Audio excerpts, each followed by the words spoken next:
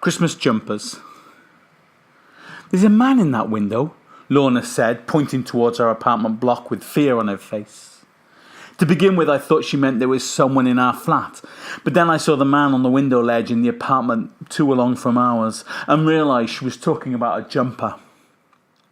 "I'll call the police," I said, fishing my phone out of my pocket. But there was no need, because as I began to dial, we heard sirens and 2 police cars and an ambulance rushed up our street. We recognised the man as one of our neighbours, a man who we said hello to, but nothing much more than that. More cars pulled up and people got out, maybe social workers or negotiators. The police made a cordon around the block and people went in and out of the building looking serious and nervous and concerned.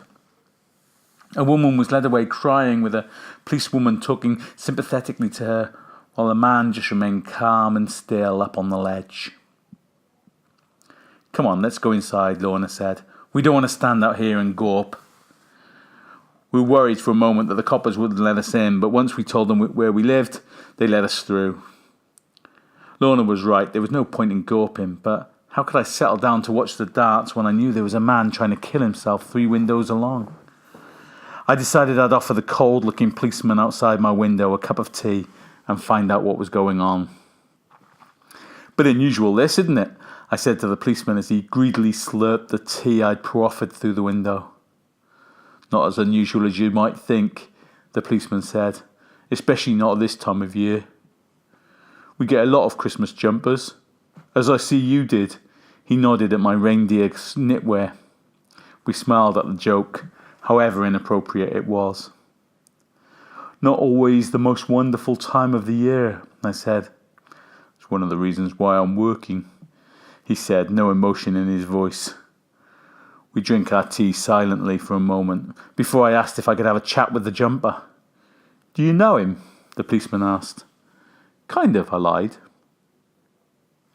He got on his radio, and to my surprise he told me to go upstairs, where I was ushered into the flat. 7 minutes later, it was all over. Our jumper was safely in the arms of an ambulance man, and there was nothing more to see. "What did you say to him?" the copper asked, putting his mug back on the windowsill. "Did you remind him of all the good things in life? What he had to live for?" "Nope," I shook my head. I told him he was only 3 stories up. A jump from there would bloody hurt, but it wouldn't kill him. So what's the point of that? How does having a broken leg or 2 and a smashed up face solve his problems? He saw my point and climbed back inside. The copper looked at me in disbelief. I smiled, closed the window, and settled down in front of the darts.